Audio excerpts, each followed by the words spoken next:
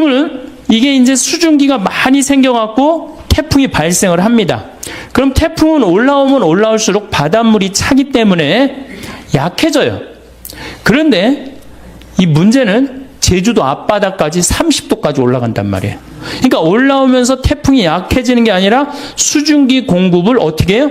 많이 받는 거예요. 수증기 공급을 계속 많이 받아갖고 한번 비가 비라고 그러지 마세요, 여러분들. 얼마나 이 하느님께서 우리한테 은총 주시는 가장 좋은 표지가 뭐예요? 빈님이에요, 빈님. 우리 그러니까 조선시대에는 비 왔네 이런 글 하나도 없어요. 빈님 밤새 오셨네 이랬지. 우린 요즘 현대인들이 얼마나 건방져요. 자고 일어나는데 바깥에 땅이 젖어 있어. 그럼 뭐라 그래? 비 왔네? 너무 건방진 거예요. 뭐라 그래야 돼? 빈님 오셨네. 감사하는 마음 지녀야 돼. 자, 여기 이제 막 태풍이 올라옵니다. 약해지는 게 아니고 점점 많은 수분을 갖고 와요. 여러분들 2006년에 제가 살던 평창에 물폭탄 터진 거 아시죠? 예, 그 진부, 봉평, 평창 이 뚝이 200개가 터졌어요. 정말로 엄청나게 와서 한 1500mm 왔어요. 근데 작년에는 제주도에 거의 또 1500mm 왔어요. 그러니까 요즘은 작년에 제가 살던 평창에 이틀에 한 번씩 150mm, 200mm, 150mm, 200mm 왔어요. 정말 엄청나게 왔죠. 근데 우리나라는 사실은 이렇게 엄청나게 비가 와도 이렇게 자연재해를 받습니까? 안 받습니까?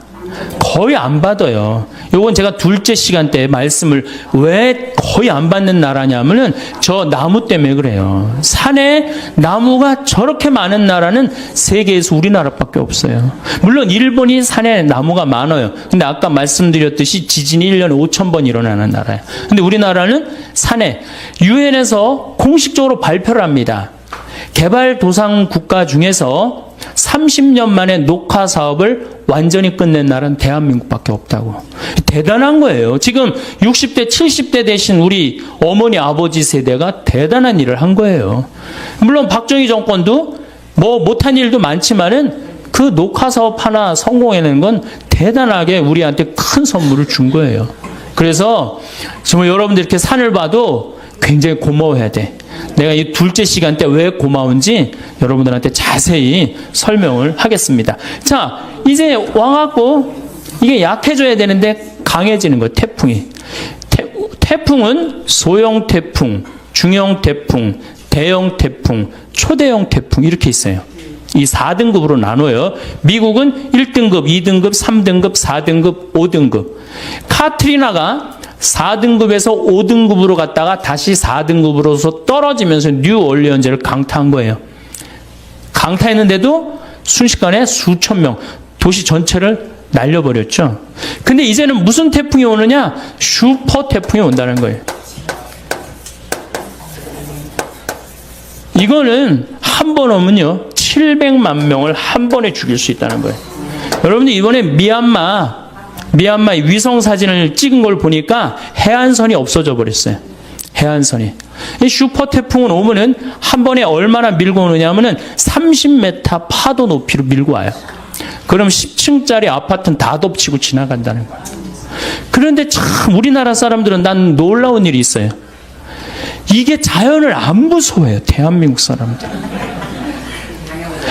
중국이나 미국만 하더라도 이 태풍이나 허리케인이 온다 그러면 그 직접 지나가는 길은 어떻게 해요? 전부 다 대피시켜요. 대한민국 여러분들 태풍 오니까 피신하라는 얘기 들어본 적 있어요?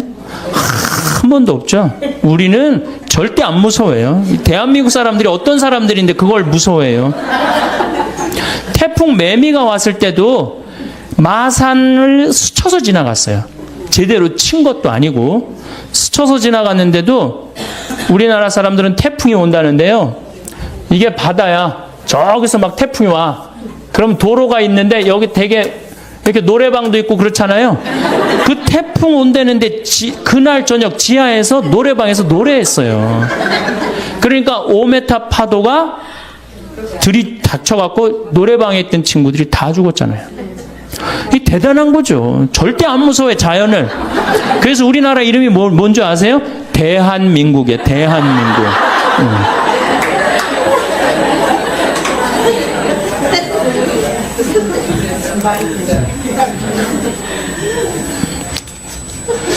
그런데 이렇게 지구가 뜨거워지는 결정적인 이유는 석유하고 석탄 때문이에요. 그렇죠? 석유하고 석탄을 너무 많이 떼갖고 지금 우리가 이렇게 뜨거워지고 있는 거예요. 근데 우리나라는 석유하고 석탄이 납니까? 안 납니까? 안 나죠? 근데 우리나라 사람들은요, 우리 자신이 산유국인 줄 알고 살아요. 우리나라 사람들 석유 쓰는 걸 보면요, 내가 산유국인 양 써요. 우리나라가 에너지 사용량이 100이면은 OECD 국가는 72를 씁니다. OECD 국가, 경제개발협력기구 국가들은, 일본은 35를 써요. 독일이 85, 미국이 75, 프랑스가 81, 우리나라는 100을 써요. 이거 얼마나 많이 에너지를 쓰는 거예요. 겨울에 보면, 나는 겨울철에 제일 꼴보기 싫은 사람이 누구냐면 반팔 입고 돌아다니는 여자들. 제일 꼴보기 싫어요. 방에 보일러 떼놔갖고 너무 더워갖고 어떻게 하는 거야? 반팔 입고. 여러분들 유럽에 가보면요, 겨울에 다 어떻게 하고 있어요? 다 옷 입고 담요 다 덮고 있어요. 온도 안 올립니다. 에너지 절약한다고. 독일은요, 우리나라하고 똑같이 석유가 한 방울도 안 나요. 독일은. 그래서 70년대 오일 쇼크를 받고 독일이 내린 결론이 뭐냐? 에너지 절약이에요. 우린 절약해야 된다. 그래갖고 이 독일이 얼마만큼 절약을 했냐면 에너지의 45%까지 절약을 해요. 우리나라도 지금 에너지 절약에 들어가면은 그렇게 충분히 할 수 있어요. 근데 우리나라 사람 지금 정신을 내가 보니까 못 차려. 독일은 차가 막혀. 그럼 어떻게 하냐면 다 시동 끄고 내립니다. 시동을 끄고 다 내리고 그냥 밀고 가요. 대화하면서. 석유 아낀다고. 근데 우리는 차 막히면 어떻게 해요? 에어컨 켜놓고 차 안에서 꼼짝 안 하고 있잖아요. 그 수많은 차들이 그냥 저기 영동고속도로, 경부고속도로, 무슨 뭐 서해안 고속도로 꽉 채우고. 생각을 해보세요. 이 조그만 나라에 자동차가 1600만 대가 있어요. 1600만 대. 지금 중국이 얼마냐? 3000만 대밖에 없어요. 13억이 3000만 대를 쓰는데 4500만이 1600만 대를 써요. 그래도 잘 먹고 잘 사는 거 보면 신기하지 않아요? 저는 신비해요, 신비. 대한민국이 이렇게 넉넉하게 먹고 사는 거 신비해요. 그 다음에 밤에 나가보면요, 내가 서울에 오면 정신을 못 차려요. 밤에 밤강에 오면은요, 이건 라스베가스 저리 가라요. 번쩍번쩍해요. 여러분들, 제가 유럽에 여러 번 가봤는데, 유럽에 가보면 밤이 깜깜해요. 다 그 시간에 뭐예요? 다 집에 들어가 있어요. 우리나라는 밤만 되면 다 나와. 밤만 되면 다 나와갖고 그냥 그 밤새. 그리고 여러분들 그 도시의 그 유럽의 밤, 파리의 밤, 뭐 로마의 밤은 어두컴컴해요. 진짜로 어두컴컴해. 근데 우리는, 내가 그 사당동, 요새 강의 그쪽에 많이 나가는데 그 사당동 거기 보면요, 번쩍번쩍번쩍해요. 낮인지 밤인지. 그러니까 우리가 산유국인 줄 알고 산다니까. 여름에는 에어컨을 너무 많이 떼갖고 어떻게 해요? 냉방병에 걸리고. 겨울에는 너무 뜨겁게 해서 반팔 입고 다니고. 이 제정신이 제정신 아니에요. 이 제정신 아닙니다. 우리나라 사람들이요, 정말로 정신 차려야 돼요. 지금 우리가 다른 거에 신경 쓸 게 아니에요. 석유가 여러분들 2000년에 겨우 얼마였냐? 18달러였어요. 18달러. 1배럴에.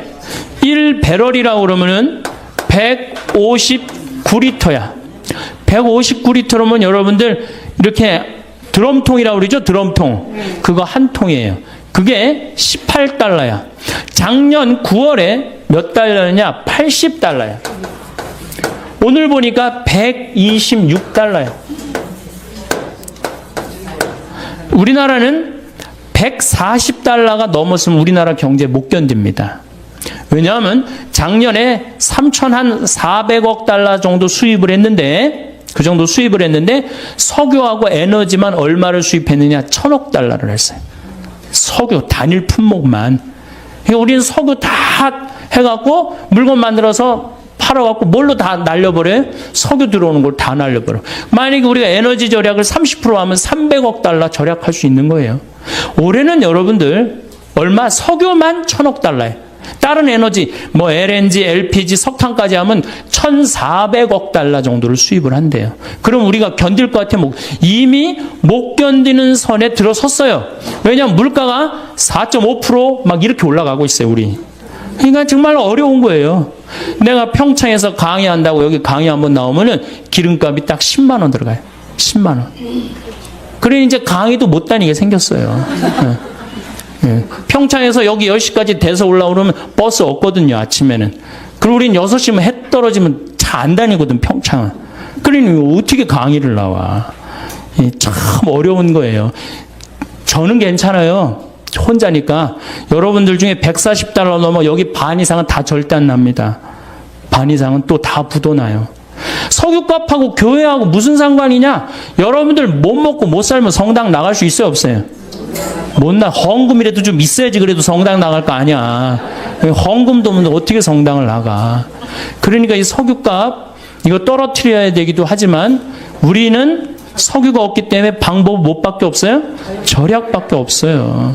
근데 우리는 온 천지에 불 다 켜놓고 그냥 밤에 그냥 네온사인 번쩍번쩍하고 먹긴 또 얼마나 먹어요. 내가 일본에 가갖고 회 정식을 먹는데 회가 딱 2첩 나왔어요. 그래갖고 이제 2첩을 딱 먹고 기다리고 있었어요. 나올 줄 알고. 난 이게 애퍼타이저인 줄 알았어요. 그래갖고 하도 안 나오길래 가이드한테 야, 왜 회 정식 시켰는데 안 나오냐 그러니까 아까 먹었지 않느냐고 그러더라고요.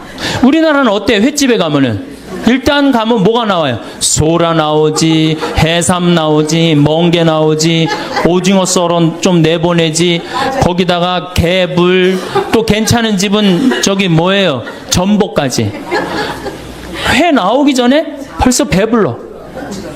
그래갖고 이제 회가 나오면 어떻게 나와? 이만한 접시에 가득 나옵니다. 가득. 그러면 그걸 또 고통스럽지만 그걸 다 먹어. 아, 그리고 끝났는 줄 알았더니 뭐 나와요? 매운탕 또 나오잖아, 매운탕. 여러분들, 정말로 우리나라 사람들이요, 잘 먹고 잘 사는 거예요. 나는 우리나라가 못 먹고 못 산다 그러는 게 이해가 안 가요. 물론 못 먹고 못 사는 층이 있어요. 그러나 국민의 대부분은 뭐예요? 내가 보기엔 과하게 잘 먹어요. 국민의 대부분은. 그래서 우리나라가 음식 쓰레기가 1년에 얼마가 나가냐면 17조 원이 음식 쓰레기로 나가요. 170억 달러가 음식 쓰레기로 나간다요. 이게 북한 주민 30년 먹여 살릴 거를 1년에 음식 쓰레기로 날려버리는 거예요.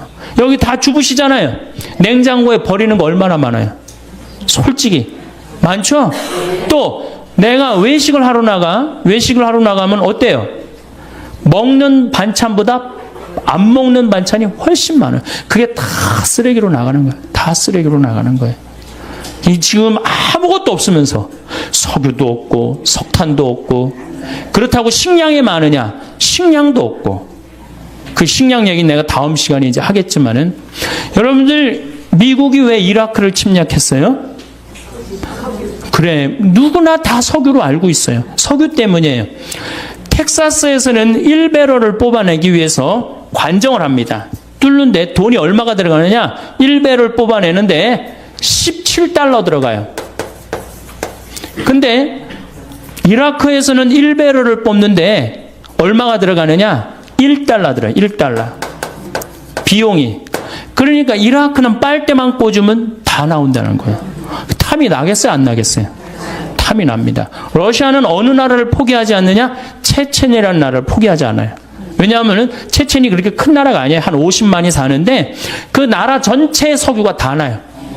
그러니까 막 테러 초등학교 애들 몇백 명 죽이고 테러했었잖아요. 몇 년 전에. 그래도 러시아 눈도 껌떡하지 않아요. 왜? 석유가 있으니까. 이미 세계는 석유 전쟁에 들어가 있어요.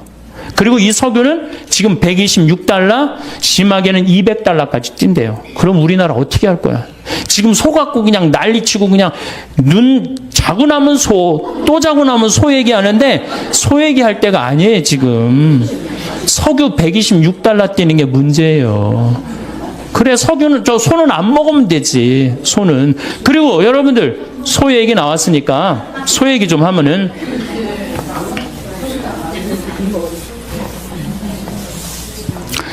소고기 먹는 게요, 반환경적이에요. 왜 그러냐면은 20개월, 30개월 된 소 먹잖아요.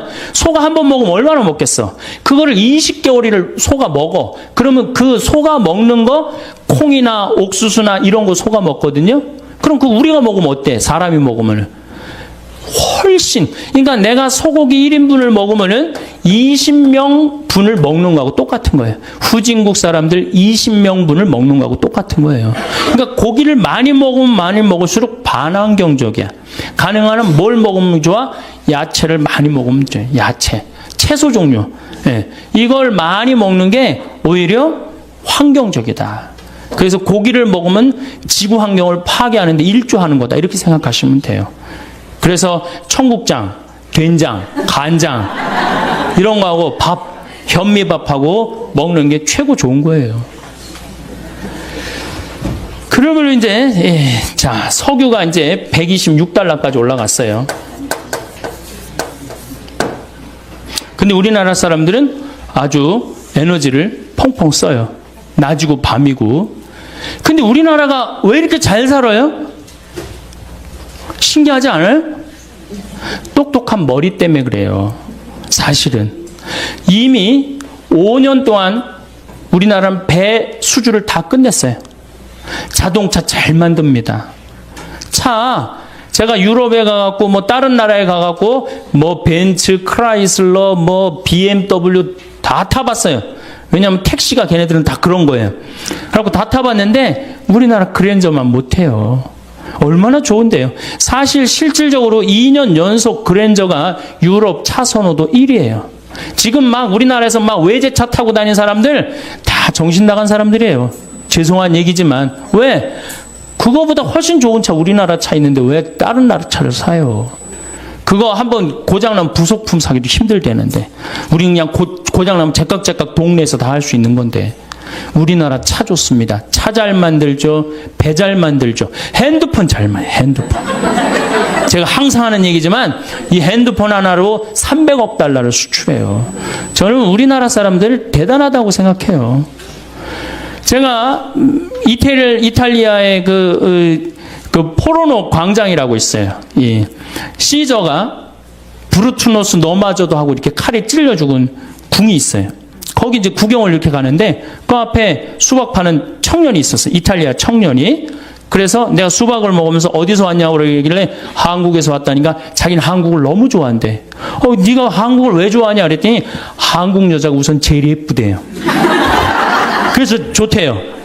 두 번째, 자기는 이 한국 핸드폰을 너무 좋아한대요. 그래서 무슨 얘기냐? 너 수박 팔아 먹으려고 그러는 거 아니냐? 아니라고 그러면서 카다로그를 꺼내는데 삼성 애니콜 카다로그를 꺼내는 거예요. 20만 원서부터 60만 원까지 쫙 갖고 있더라. 그때 제가 제일 좋은 애니콜을 갖고 갔었어요. 그래서 제가 그랬어요. 이게 제일 좋은 거다. 눈이 뒤집어지죠. MP3 되지, 캠코더 되지, 카메라 되지, 게임 되지, 텔레비전 되지. 여러분들 유럽, 프랑스, 파리 아이들이, 귀족 아이들이 제일 받고 싶은 선물이 뭐예요? 우리나라 핸드폰이에요. 그만큼 애들 착하지. 세계에서 제일 착한 애들이 대한민국 애들이에요. 여러분들 어떻게 생각하세요? 세계에서 제일 착한 애들 대한민국 애들이라는 거?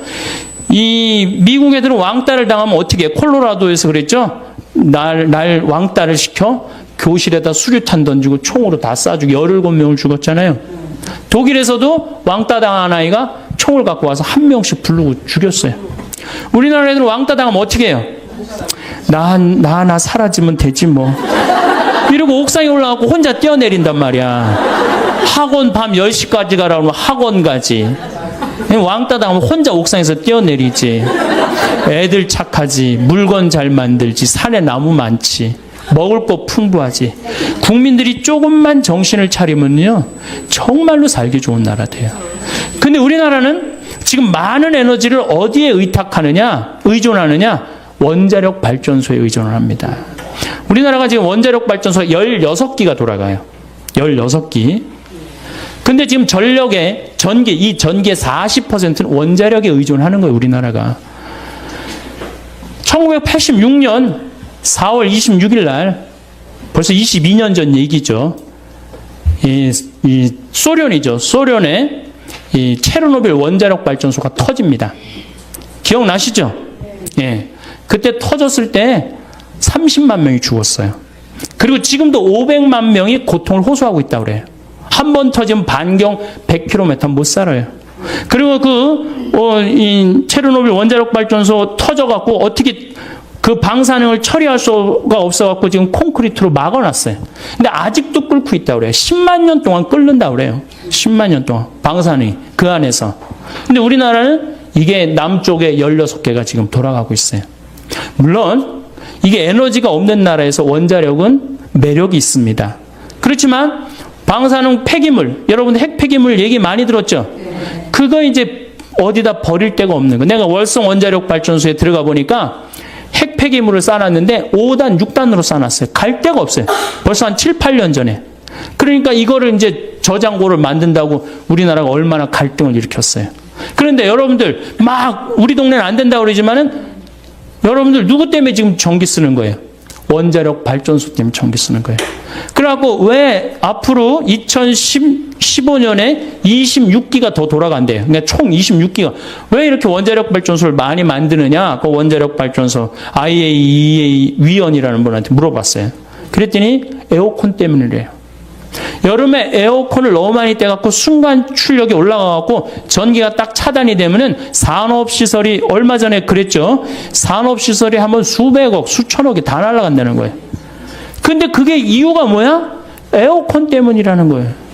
여름엔 좀 더우면은 좀 이렇게 선풍기 좀 틀고 그러면 되는데 우리나라는 이게 산유국인 줄 알고 착각을 하고 막 들이대 대는 거예요. 이거 정말로 걱정이에요. 그래서 원자력 발전소는 더 세우지 말고 정말로 우리가 가야 되는 건 뭐냐? 풍력 발전기하고 태양광 발전기예요. 근데 우리나라는 사실 풍력이 좀 약합니다. 덴마크나 독일, 특히 덴마크 같은 경우는 2030년에는 전체 전력을 다 풍력으로 한대요. 그러니까 이런 나라들은 우리는 소 때문에 그냥 정신을 못 차리는데 이런 나라들은 이미 오래전부터 미래에 어떻게 될 것이다 예측을 하고 다 국가적으로 준비를 하는 거야. 근데 우리는 다 뒷북을 치고 있는 거예요. 지금 조금만 있으면 $130 올라가면요, 우리나라 못 견딥니다. 지금 소 때문에 지금 국민들이 정신 못 차릴 때가 아니에요. 지금 석유값 올라가는 거 어떻게 하면은 이 석유값을 우리가 대처를 해갖고 이 난관을 헤쳐나가야 되느냐, 이게 더 큰 문제지. 소는 아까 말씀대로 안 먹으면 되는 거야. 안 먹으면 그거 내가 조금 더 채소 더 먹고 뭐라 그래요? 그래서 베지타리언이라고 그러잖아요. 예, 그래서 여러분들 그거 먹으면 되는 건데 이 석유는 안 쓸 수가 없잖아요. 우리 경제 직결된 거 아니에요. 그러니까 우리는 지금 에너지 절약에 더 많은 신경을 써야 되는 거예요. 그래서 태양광이나 풍력을 했는데 제가 태양광을 우리 생태마을에 20kW, 풍력을 30kW 설치를 해놔서 50kW. 근데 태양광은 잘 됩니다. 우리보다 우리는 한 1년에 220일 정도 햇빛이 내리쬐는데 독일은 150일밖에 없어요. 근데 독일의 프라이부르크라는 그 환경 도시를 가보니까 도시 전체 지붕에 태양광을 얹었어요. 그 도시는 태양광으로만 움직이는 도시예요. 너무너무 부럽더라고요. 우리도 충분히 그럴 수 있는데, 내가 보기에는 우리가 밤에 나가고 술 먹고 밤에 밤새 이렇게 막 네온 사인 켜놓고 그 돈만 아껴도 어때요? 충분히 할 수 있어요.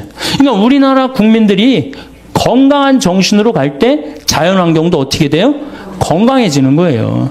이건 그냥 애들은 애들대로 밤 10시에 학원에 지치고 아버지는 아버지대로 밤 10시에 술집에 돌아다니고 엄마는 엄마대로 밤 10시까지 텔레비 보고 앉아있고 텔레비 보면 뭐가 나와요? 그랬더니 뭐 전기세가 나온다고 그러더라고. 텔레비 보면 전기세 나오고. 그래서 미래는 뭘로 가야 되느냐? 태양광이나 풍력으로. 이걸 재생 가능한 에너지라고 합니다. 근데 이게 여성들이 그걸 알아야 돼요. 깨달아야 돼요. 재생 가능한 에너지를 조금 더, 물론 지금 굉장히 비싸요. 그 설치하고 그러는데, 근데 제 생각에는 국민들이 조금만 의식이 올라가면은 우리나라 국민들은요, 굉장히 똑똑하기 때문에 금방 그런 문제들을 해결해 나갈 수가 있어요. 그래서 환경이라는 문제는 이제는 교황님이 그랬어요. 뭐라고 그러셨느냐 하면은 환경은 몇몇 환경운동가가 하는 일이 아니다. 이제는 누가 하는 거다? 지구에서 사는 모든 한 명 한 명이 다 환경운동가가 돼야 된다. 그래서 여러분들도 코드 같은 경우도 드라큘라라고 그러잖아요. 드라큘라. 전기 10%의 전기를 계속 쓰는 거예요. 코드 꽂아두면은. 그럼 코드 같은 거 빼두고, 냉장고 꽉꽉 안 채우고, 때마다 벼두고, 사서 막 하지 말고. 그런 하나하나의 노력이 이 지구 환경을 건강하게 만드는 거예요. 지구 온난화는 제 생각에는 이게 지금 정말로 절박한 거예요. 절박한 거고, 그런데 왜 우리나라는 절박하게 느껴지지 않아요? 37도, 38도에 사는 사람들은 맨 마지막으로 느낍니다. 어디 사람들이 절박하게 늘려요? 투발루라는 나라, 없어져 버려가고 있어요. 남태평양에 있는 섬나라인데 9개 섬으로 돼 있는데 2개 섬이 없어져 버렸어요. 물에 잠겨갖고. 이게 해수면이 높아져갖고. 그 다음 벵골만이라고 이 방글라데시 앞에 이 굉장히 넓은 이 섬인데 반 이상이 잠겨버렸어요. 문선을 있는데 뭐가 없어? 땅 문선이 있는데 다 어디에 잠겨버렸어? 바다에 다 잠겨버렸어요. 이게 전부 다 극지방, 북극, 남극, 적도는 고통스러운데 우리는 맨 마지막에 오는 거예요. 맨 마지막까지 시집가고 장가가고 먹고 마시다가 하느님이 홍수를 칠 때 노아 방주에 몇 명밖에 못 들어갔듯이 우리도 정신을 못 차리면 그렇게 되는 거예요. 지금 다른 데 정신 집중할 때가 아니에요. 정말로 정신 집중할 때는 환경, 지구 온난화. 그런데 주부가 할 일이 뭐냐? 주부가 할 일이 가장 큽니다. 여러분들의 에너지를 가장 많이 쓰는 분들 중에 한 분이에요. 가정 에너지. 그래서 그 에너지를 줄이는 역할을 이제는 정말로 공부를 해가면서 하나하나 개척을 해나갈 때, 또 실천을 해나갈 때 지구 환경은 아름답게 보존이 될 거라고 생각을 합니다. 지구온난화, 오존층 파괴에 이어서 오늘은 환경 호르몬이라는 주제로 여러분들하고 이야기를 하고 싶습니다. 사실은 지구온난화도 우리 교회하고 연관이 굉장히 많고 오존층 파괴도 우리 이 교회하고 연관이 많지만 정말로 교회하고 연관이 많은 건 이게 바로 환경 호르몬이에요. 환경 호르몬. 환경 호르몬은 내분비계 교란 물질이라고 이야기를 합니다. 이걸 일본에서 환경 호르몬이라는 명칭을 넣었는데 정확한 명칭은 내분비계 교란 물질이에요. 그럼 내분비계가 뭐냐? 내분비계가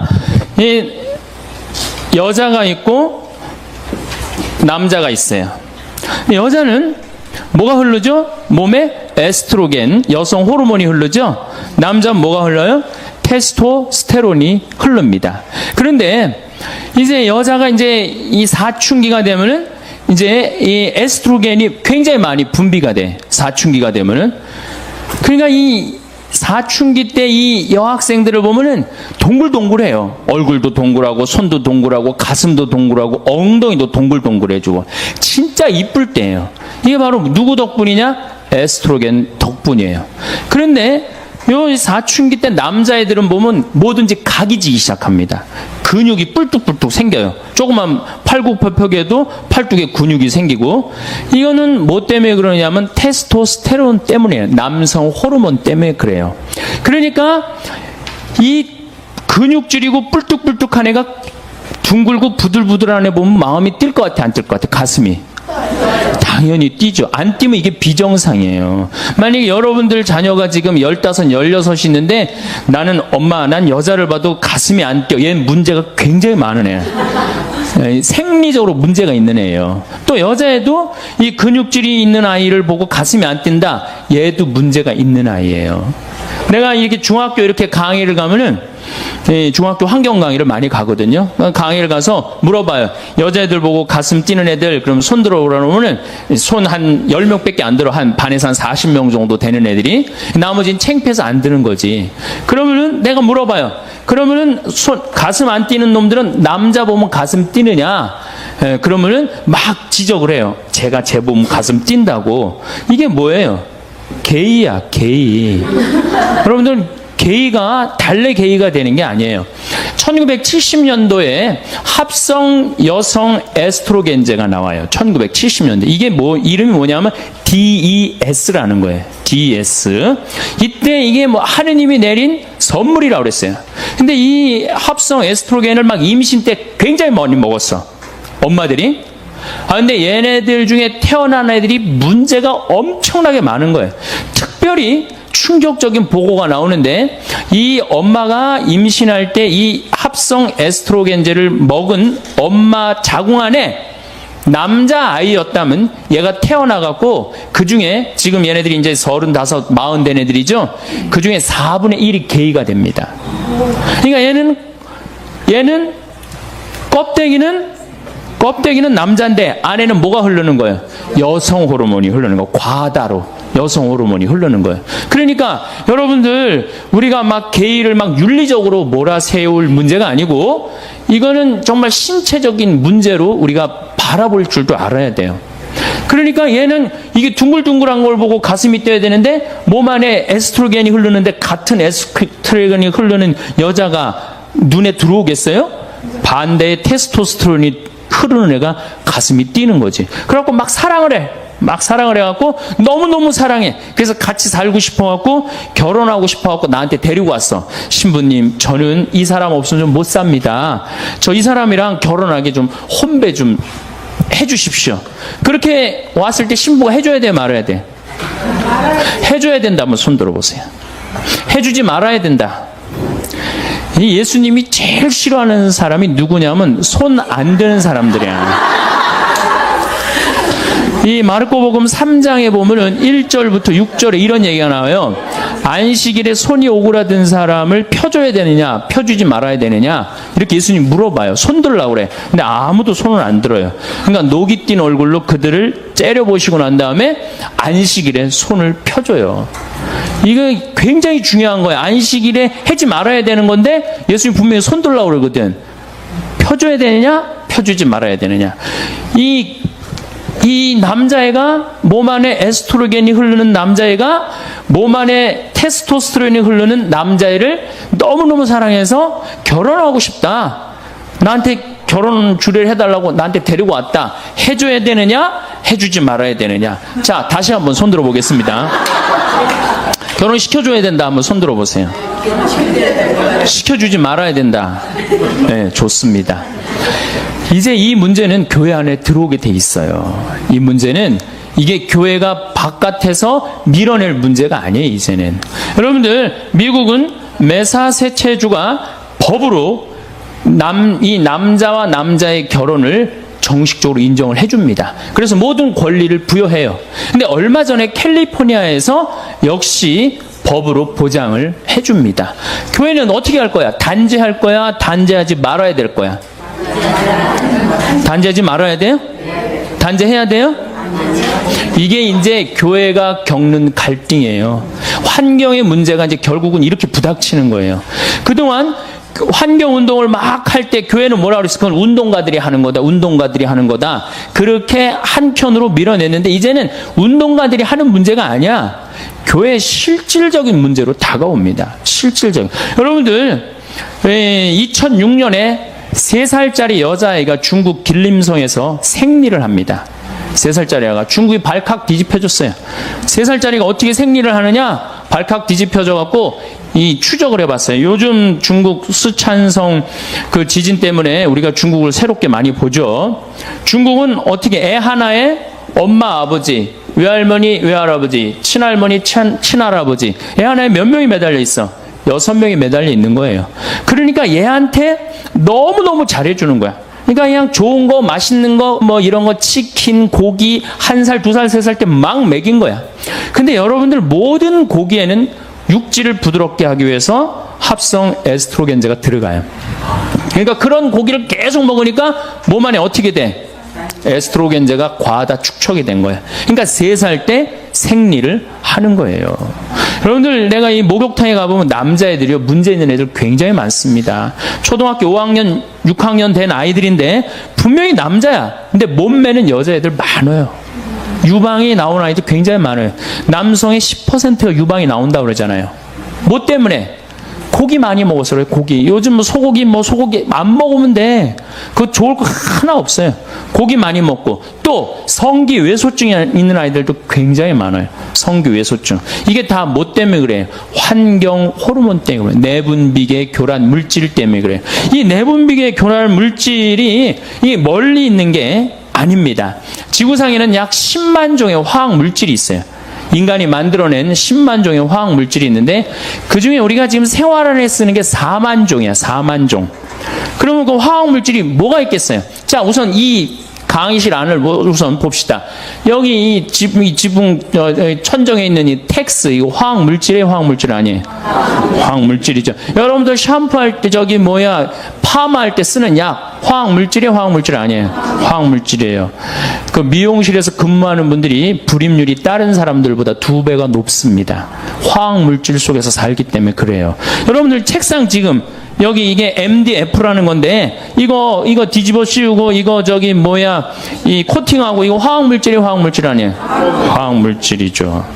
이 바닥에 있는 타일 이거 화학 물질이 화학 물질 아니에요? 화학 물질이에요. 여러분들이 입고 있는 합성 수지 화학 물질이 화학 물질 아니에요?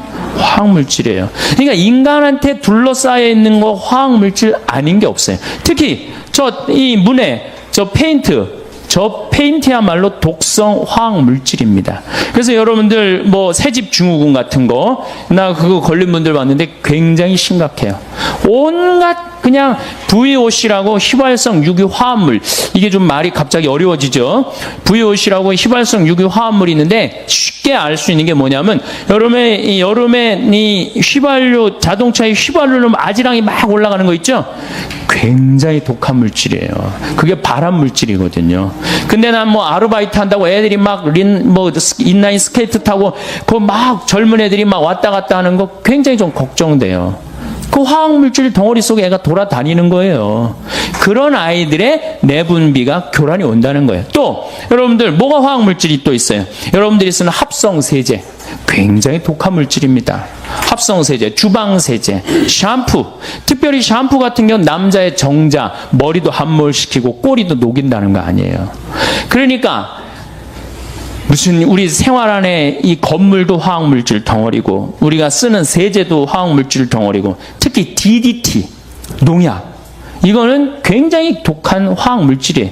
근데 제가 강원도 평창에서 나도 농사를 짓고 한 5,000평 지금 농사를 짓고 사는 사람이지만은 나는 농약을 안 치고 살지만은 농약 안 치고 사는 내가 얼마나 동네에서 욕먹는지 몰라요. 농약을 안 치는 건 농사 짓는 사람들한테 이해가 안 되는 일이에요. 농약을 안 치는 건. 그래갖고 우리 밭이 농약을 안 치니까 우리 밭에 풀이 잔뜩 나갖고 씨가 날라가갖고 자기네 밭 풀 많이 생긴다고 욕을 내가 그 동네 총회 가면 맨날 욕먹어요. 70, 80된 할아버지. 신부님 거 농사 그렇게 짓는 거 아닙니다. 그 풀도 약도 주고 그래야지. 그게 무슨 농사입니까? 그러니까 시골에서는 농약을 안 친다는 걸 꿈을 못 꿔요. 그러니까 여러분들이 먹는 물질의 대부분 먹는 양식은 대부분 뭐가 쳐준다고 생각하면 돼? 농약. 특히 고추 같은 경우는 농약 안 치고는 꿈도 못 꿉니다. 그러니까 이 시골에 풍경이 있어요.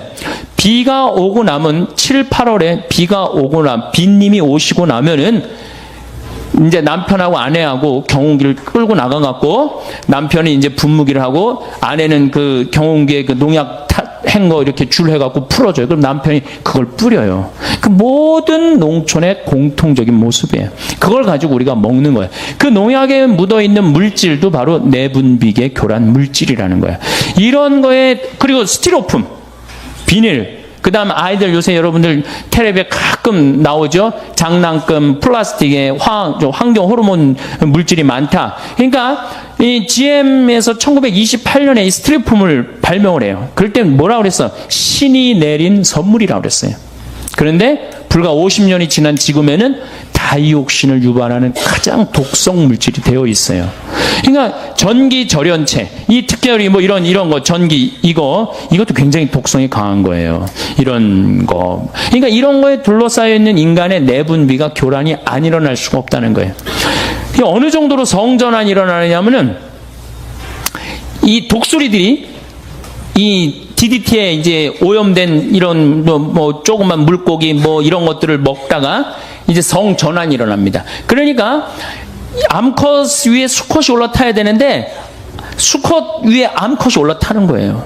성전환 역할이 일어나는 거예요. 미국의 아포프카 호수에는 악어들이 사는데 유명한 거예요. 95%의 악어가 멸종이 돼 버립니다. 조사를 해보니까 성기가 그 수컷 성기가 아예 없어져 버린 거예요. 조그만 거예요.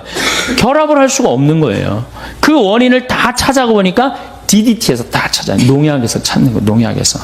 그래서 이런 거에 오염된 사람들한테 어떤 이제 문제가 오느냐면 남자의 1940년도에 태어난 남자는 정자가 1cc당 몇 마리가 있느냐면 1억 4천만 마리가 나와요.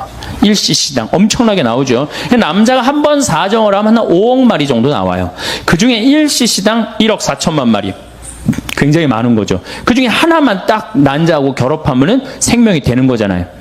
근데 1970년도에 태어난 아이들, 지금 30대 아이들은 1cc당 7,200만 마리로 줄어듭니다. 7천, 반으로 딱 줄어들어요. 근데 1980년도에 태어난 아이들은 1cc당 3,200만 마리로 줄어들어요. 3천만 마리 이하부터는 무정자증이에요. 무정자증. 무정자증 많이 들어보셨죠? 내가 혼배 이렇게 해주고 본당 신부로 있을 때 혼배 해주고 제일 관심 있는 게 뭐 애가 있느냐 없느냐예요. 내가 황교 운동하는 신부니까. 그래서 애 없는 집은 내가 계속 물어봐요. 언제 임신할 거냐? 왜 애는 안 생기느냐? 근데 내가 정말로 세례를 주고 아주 열심한 남자인데 결혼을 했는데 등치는 뭐 산만한데 애가 없는 거 2년 동안. 그래서 내가 불렀어요. 너 왜 애가 없느냐? 이 남자애가 쭈삣쭈삣 하더라고요. 혹시 너 무정자증 아니냐 그랬더니 병원 가니까 그렇다는 거예요. 몸은 건장한데 이 내분비 교란 체계가 망가진 거예요. 그럼 지금 중고등학교들은 몇 마리냐? 2,700만 마리로 줄어들었어요. 그러니까 지금 중고등학교들은 굉장히 위험한 무정자증이라는 거예요. 굉장히 위험한. 근데 이게 테오 콜본이라는 유명한 미국의 동물학자가 있어. 할머니야. 박사학위를 56살 때 땁니다. 이 할머니가. 지금 굉장히 나이를 많이 먹었죠. 95년도에 무슨 책을 썼느냐면 Our Stolen Future라는 책을 써요. 우리의 도둑 맞은 미래.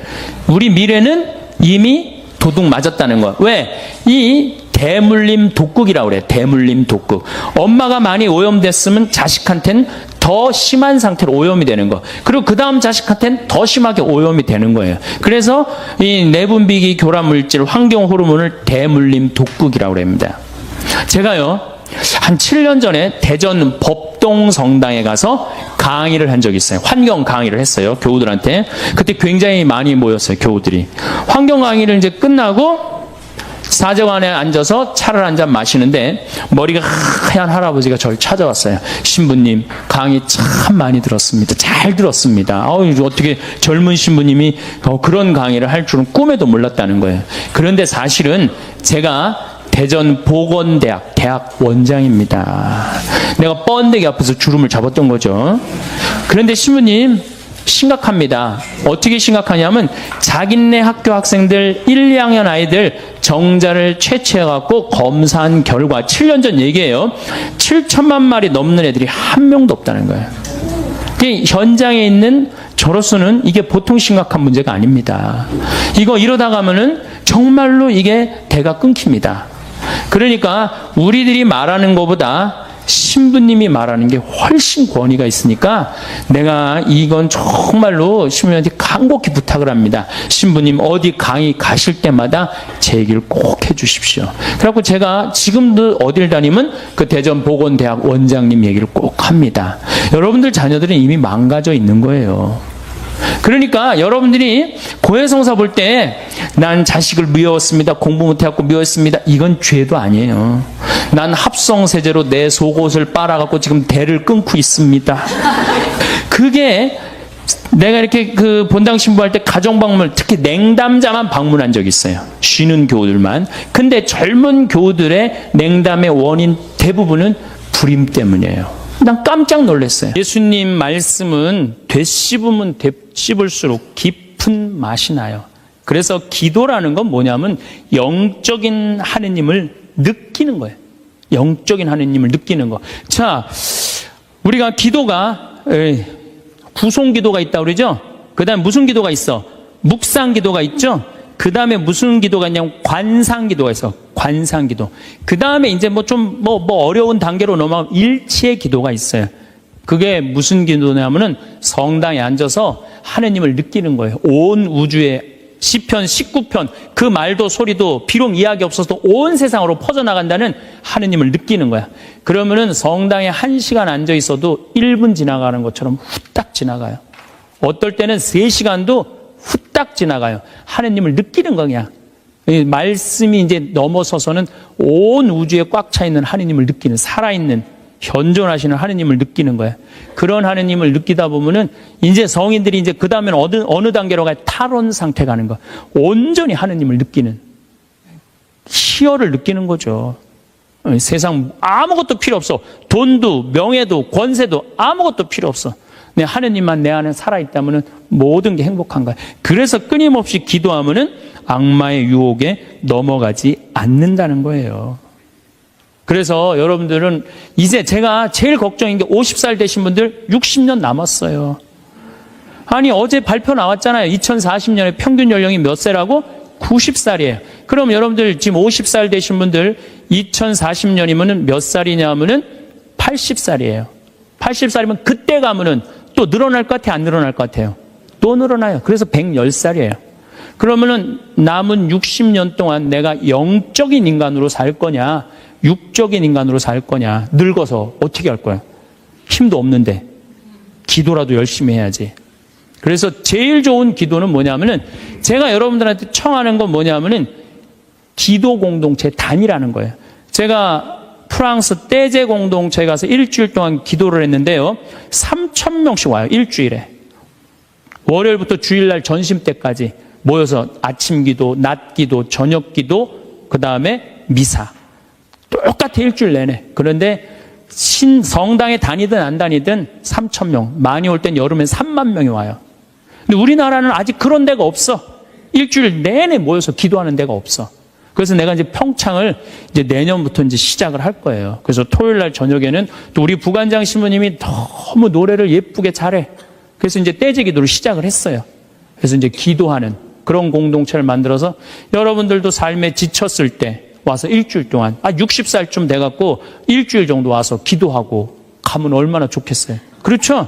그러니까 그런 공동체를 많이 믿는 사람들이라면 찾아다니라는 거예요. 영적인 세상을 위해서 시간을 투자하고 마음을 투자하라는 거죠. 그래서 신부님 끊임없이 기도하는데 제일 좋은 게 뭡니까? 미사 참여예요. 첫 번째 좋은 건 미사 참여. 미사 참여 1년 내내 평일 미사 다니시는 분들은요, 말할 수 없는 마음 안에 기쁨이 있어요. 1년 내내 미사 안 빠지시는 분들 제가 말씀드리는 거 무슨 말인지 아시죠? 그 시간이 얼마나 좋아. 조용하고 이 성당 안이 얼마나 세상하고 완전히 단절된 거 아니야. 그 시간만은. 그리고 예수님하고 하나 되는 시간이잖아요. 그래서 아무리 힘들어도 직장 끝나고 난 다음에 가방 들고 와서 미사 참여하고 가는 사람들, 이 사람들은 제일 행복한 사람들이에요. 그래서 미사야말로 가장 완벽한 기도다. 그래서 여러분들 주일 미사 말할 것도 없고 평일 미사 시간 내서 오시면요, 하느님께서 이끌어 주셔요. 그 다음에 두 번째, 끊임없이 기도하는 방법 중에 하나는 성서 읽는 거야. 제 경험에 의하면은 구약성서부터 신약성서 끝까지 처음부터 끝까지 완전히 정독 5번만 하면은요, 이 세상 사는 길이 보여요. 하느님의 섭리가 역사하심이 보여요. 그리고 어떻게 살아야 되는지 정말 마음에 진리가 흘러 넘쳐요. 그래서 성서를 읽어라. 성서를 정독을 해라. 맨날 그냥 불굴의 며느리, 뭐 이웃, 우리 집 여자들 이런 거 보지 마시고, 예? 예, 그 시간에 성서를 성서 안에는 보물이 꽉 차 있어요. 그래서 성서를 적어도 5번 정도 정독을 해라. 5번. 자, 그 다음에 5번 정독을 했으면은 그 다음에 할 일이 있어요. 기도 중에 정말 좋은 기도는 성지순례. 성지순례. 제가 지금 성지순례를 2년에 한 번씩 매년 정기적으로 가요. 그런데 예루살렘에 가보니까요, 예수님의 발자국이 느껴져요. 예루살렘에 가보니까. 그리고 갈릴레아 가보니까 물고기가 밤에 얼마나 튀는지 예수님이 밤새 제자들이 물고기 잡는 거 보면서 참 물고기 저쪽에서 튀는데 이쪽에서 막 한 것 같아 보니까 그냥 예수님이 그 2000년 전에 행하셨던 말씀 그게 다 살아 움직이는 거예요. 이집트에 가갖고 출애굽 경로를 밟아서 시나이산 꼭대기 모세가 십계 받으러 갔는데 올라가 보고 예루살렘에 내가 들어갈 때 이스라엘 백성이 얼마나 기뻤을까 느껴져요. 사도 바오로가 예수님 다마스커스에서 회개하고 난 다음에 이 그리스 터키 이거 전부 교회 세우러 7개 필라델피아 교회 이런 교회들 전부 다 세우러 가는데 지난 2월 달에 갔다 왔거든요. 그냥 예수님이 그냥 막연하게 멀리 느껴지는 게 아니라 예수님이 살아 움직이는 거예요. 그래서 여러분들 성지순례 참 중요한 거. 물론 우리나라 안에도 좋은 성지들이 너무 많아요. 우리 성인들이 얼마나 예수님을 사랑했는지. 그러니까 시간 되면은 돈 모아서 제일 남는 거, 가장 적은 돈으로 가장 최고의 효과를 낼 수 있는 건 성지순례. 그래서 예루살렘 한 번은 갔다 오라는 거예요. 예루살렘. 나는 아직까지 하느님 20년, 30년 믿으면서 예루살렘, 베틀레헴, 나자렛 한 번도 아직 갔다 온 적이 없다. 한번 손 들어보세요. 내가 절대 욕 안 할 테니까 한번 손 들어보세요. 손 들어. 한 번도 안 갔다 왔다. 손 들어보세요. 자, 이 사람들 이거 회개해야 되는 사람들이에요. 자, 여러분들 이 세상에 한 번 오셨어. 내가 하느님을 믿어. 하느님을 믿는데 예수님이 활동하고 가시는데 한 번 좀 가보고 싶지 않아요? 그럼 지금부터 개 모으세요. 개 모으셔갖고 나는 우리 여의도 순복음교회가 한 번 거기 성주순례를 갔는데 몇 명이 한 3,000명이 갔다. 3,000명. 3,000명이. 여러분들도 우리 능평성당 내가 있을 때 어른들 700명 갔잖아요. 한 2년 개 모아갖고 우리 전 신부님이랑 한 번 1,000명 한번 쫙 한번 가봐요. 그럼 아마 일대 너무 은혜를 많이 받을 거예요. 그 은혜는 마치 이스라엘 백성이 에집트를 200만 명이 200명 그건 뻥이겠지만은 어쨌든 하여튼 가듯이 그런 뜨거움을 아마 느끼실 거예요. 저는 그래서 우리가 끊임없이 기도하는데 정말 좋은 거는 성지순례다. 돈 모아서 성지순례 가라. 다시 한번 말씀드리지만 재물은 쓴 것만 재물이에요. 쓴 것만 내 재물이에요. 제가 지난번에 산호세 강의를 갔는데 나를 비행장에 데려다 준 자매가 하나 있어요. 친구가 5억을 떼어먹고 갔대요. 재산이 싹 날아갔대요. 근데 유일하게 자기가 아깝지 않았던 거, 성지순례 간 것만 아깝지 않더래요. 그거 갔다 오기를 얼마나 잘했는지 성지순례 때마다 갔다 온 게 그것만 자기 마음 안에 살아 움직이더래요. 여러분들도 나중에 이 돈 저 돈 떼어먹고 땅 치고 통곡하지 말고 미리 지금 돈 모아서 성지순례 갔다 오십시오. 그리고 묵주기도 우리가 가장 쉽게 할 수 있는 기도예요. 누워서도 할 수 있고 반신욕하면서도 할 수 있고 걸어가면서도 할 수 있고 묵주기도도 성모님 말씀대로 죄인들의 회개를 위해서 연옥 영혼들의 고통 덜어주기 위해서 그 기도가 저는 묵주기도 중에 가장 아름다운 기도라고 생각을 해요. 그래서 우리의 기도를 불쌍한 영혼들이 많이 기다리고 있으니까 그런 지향을 두고 그냥 수능 잘 보게 해주고 애 생기게 해주고 월세 나가게 해주고 땅 팔리게 해주고 그런 기도 하지 마시고 이렇게 끊임없이 기도하는 사람은요, 악마의 유혹에 빠질 시간이 있겠어요, 없겠어요? 당연히 없어요. 당연히. 자, 그 다음에 어떤 처지에서든 감사하여라. 감사하는 사람 또 유혹에 안 빠져요. 여러분들 북한에서 안 태어나고 남한에서 태어난 거 감사해요, 안 감사해요? 북한은요, 정말로 굶어 죽어요. 굶어 죽어요. 평양 근교만 빼놓고 나머지는 다 굶어 죽는다고 보시면 돼요. 이제 겨울이 시작되면은요, 이 사람들 땔감이 없어요. 석유, 석탄이 없기 때문에. We were in love that never meant to stay. Some things are real, even when they fade.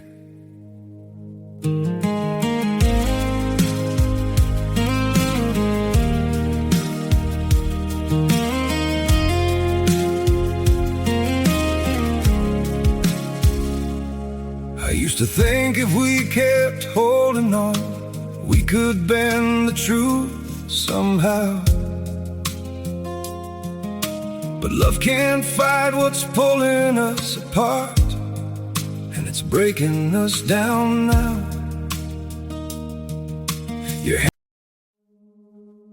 We were in love that never meant to stay. Some things are real, even when they fade.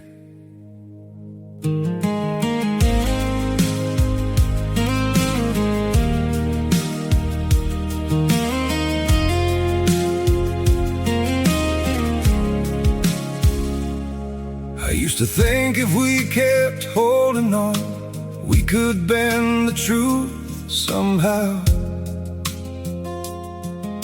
But love can't fight what's pulling us apart, and it's breaking us down now.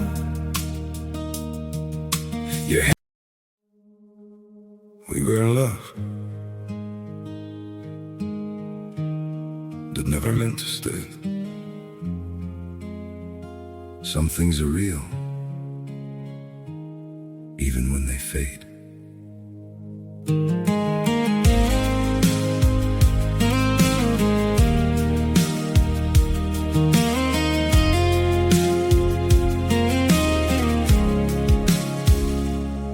I used to think if we kept holding on, we could bend the truth somehow.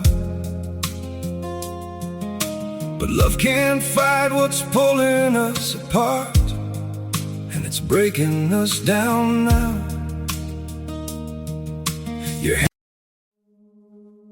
We were in love that never meant to.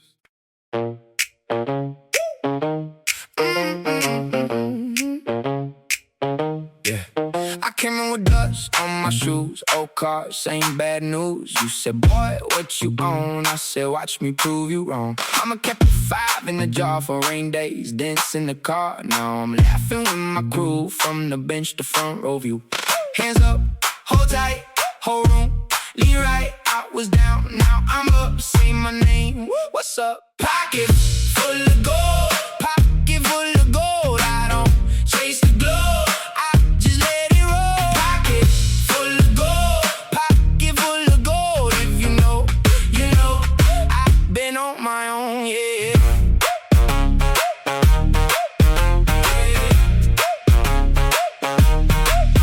Yeah, late shift stain on my tee, still I move like it was me. 2 jobs, no sleep or grind to make that heart line shine. Now the phone quit tonight, everybody wanna slice, but I keep my circle small. If you weren't there, don't call.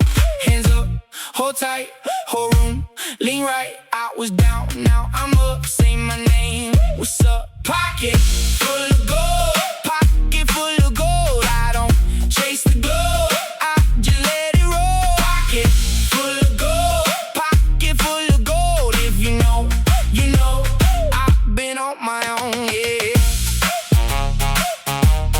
Took a long road,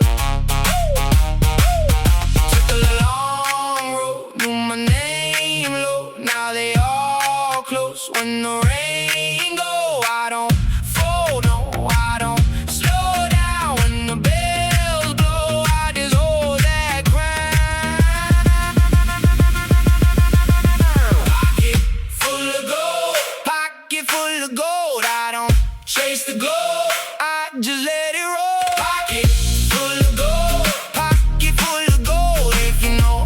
그 산에 나무 잘라다가 또 해요.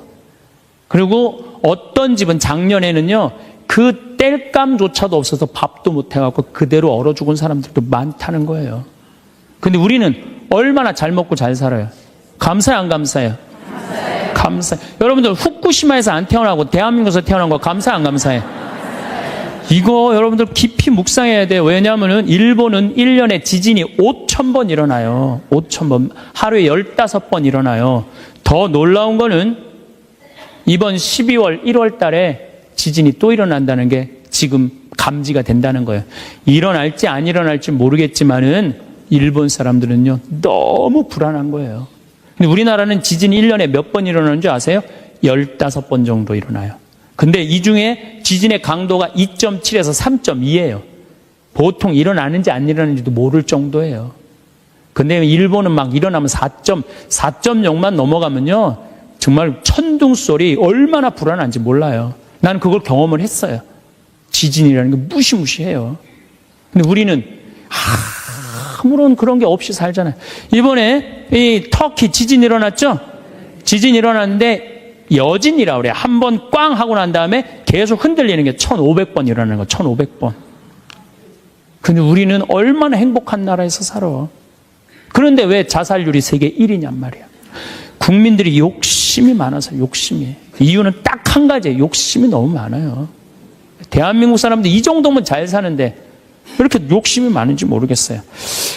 여러분들, 그 한국처럼 잘 먹고 잘 사는 나라가 없어요. 여러분들, 이탈리아라는 나라 잘 살아, 못 살아요? 잘 살죠? 그런데 이탈리아가, 우리나라가 경제력은 세계 13위지만은 소비 지수는 7위예요, 7위. 정말 잘 먹고 잘 사는 나라가 우리예요. 내가 뭐 예전에 방송에도 한번 말씀드렸지만 우리나라 갈비집에 가보면요, 진짜 잘 먹어요. 갈비 막 먹으러 가면은요, 막 이렇게 한 상 반찬 나와요. 그냥 그 계란찜, 그 다음에 무슨 뭐 단호박 삶은 거, 메추리알, 뭐 그 다음에 무슨 뭐 사라다, 무슨 야채 사라다, 국물 김치, 뭐 별게 다 나와요. 그 다음에 파랑 국수 말아서 나와요. 그리고 4명이 하면 4인분 시켜요. 4인분 시키면 그냥 배가 빵빵해. 한국 사람들은 배 빵빵하면 안 돼. 갈비집에 가고 배 터질 때까지 먹어야 되냐. 2인분 더 시켜요. 더 시켜서 먹고 난 다음에 그래도 우린 분이 안 풀려. 그냥 아줌마가 하나 쓱 나와서 이렇게 물어봐요. 냉면을 먹을래? 된장찌개를 먹을래? 그냥 그거 먹고 커피 공짜로 먹는 나라가 어디 있어요? 잘 먹어요. 횟집도 마찬가지예요. 횟집도 일본에 갖고 내가 회 정식 시켰는데 회가 딱 2점 나왔어요. 이게 맛백인가 보다 그러고 홀딱 먹었어요. 아무리 기다려도 회가 안 나와요. 왜 안 나오냐니까 그게 다라는 거예요. 우리나라는 횟집에 가면 뭐부터 나와요? 씻기다시 나오죠? 개불, 멍게, 해삼, 전복, 낙지, 꽁치 소금에 구운 거, 미역국, 조개탕, 별게 다 나와요. 그리고 그냥 또 회가 나오면 그냥 한 50점 나와요. 배는 꽉 찼는데 50점이 또 나와. 어떻게? 먹는 방법이 있어요. 상추에다가 회를 올려요. 그 다음에 마늘하고 고추하고 된장을 찍어갖고 상추를 동그랗게 말아요. 그 다음에 목구멍으로 밀어 넣는 거예요. 보면 계속 목구멍까지 찼어. 그래도 분이 안 풀려. 어떻게 하느냐 하면은 매운탕 또 시켜 밥 한 그릇 또 해갖고. 그런데도 왜 자살률이 세계 1위냔 말이에요. 왜 15,400명이 죽냔 말이에요. 1년에 하루에 42명씩 자살을 하냔 말이에요. 왜? 1시간에 2명씩 지금 뛰어내려서 죽고 있어요. 우리나라에. 욕심이 너무 많아서 그래요. 이 정도면 잘 살지 않아요? 이 정도면 잘 살지 않아요? 여러분들, 우리 여기 할머니들 1959년에 우리나라가 UN 120개 국가 중에 GNP가 몇 위였느냐면 119위였어요. 1959년에. 꼴등이야, 꼴등. 그때는 정말로 똥구멍이 찢어지게 가난하게 살았어요. 똥구멍이. 다시 한번 똥구멍 찢어지는 거 얘기해 드릴게요. 9월에 추수하면 2월에 먹을 게 떨어져요. 보리는 5월에 피는데. 그러면 그냥 무슨 칡해서 먹고 쑥해서 먹고, 그것도 안 되면 4월 달에 소나무 속껍질 벗겨요. 햇빛에 말려갖고 갈아갖고 쌀은 요만큼, 소나무 껍질은 이만큼. 그러니까 밥을 줘서 먹으면 등짝에 붙었던 배가 쑥 나와요. 얼마나 좋아. 근데 문제는 이 섬유질은 소화가 안 돼요. 수분만 빠지고 다시 딱딱하게 딱딱하게 대장에 가서 돌덩어리가 되는 거야. 똥을 넣으면 부드러운 똥이 나오는 게 아니야. 이 돌덩어리가 나오는 거야. 그러니까 이 돌덩어리를 빼내니 집집마다 뒷간에서 똥구멍 찢어지는 소리가 그냥 이 집 저 집에서 막 나는 거예요. 그게 1959년에 있었던 일이에요. 1959년. 그런데 불과 60년 만에 이렇게 잘 살 수가 없어요. 이렇게 잘 살 수가 없어요. 여러분들, 저는 요즘 그리스 보면서요, 정말로 내가 대한민국 사람이라는 게 얼마나 자랑스러운지 몰라요. 그리스라는 나라는 지금 BC 526조에 BC 526조. 그런데 이거 그리스라는 나라 우리나라보다 훨씬 못 살아요. 우리나라보다 30이야. 경제 규모가 3분의 1밖에 안 되는 나라예요. 그리스라는 나라가. 그런데 이 나라가 전부 빚 갖고 사는 거, 빚 갖고. 애 셋 낳으면 일 안 해도 돼. 애 셋 낳으면 다 우유값까지 다 나와요. 양육비 다 나와. 대학 들어가갖고 뭐 3년, 4년, 뭐 1학년 다니다가 2학년 다니기 싫어하고 10년 후에 들어가면 그때도 공짜야. 끝날 때까지 공짜예요. 뭐 갖고? 빚 갖고. 그래갖고 좀 이제 이 빚이 이렇게 나라 빚이 많으니 허리띠 좀 졸라 매자 그랬더니 내 연금은 못 깎는다. 맨날 데모하는 거예요. 그 다음에 막 정부 기관에 그냥 저기 막 전기 끊고. 그게 저러고 있는 거예요. 지금 아직도. 근데 우리나라는 1997년에 IMF 터졌을 때 어땠어요? 국민들이. 전부 뭐 했어요? 금 모았잖아요. 금.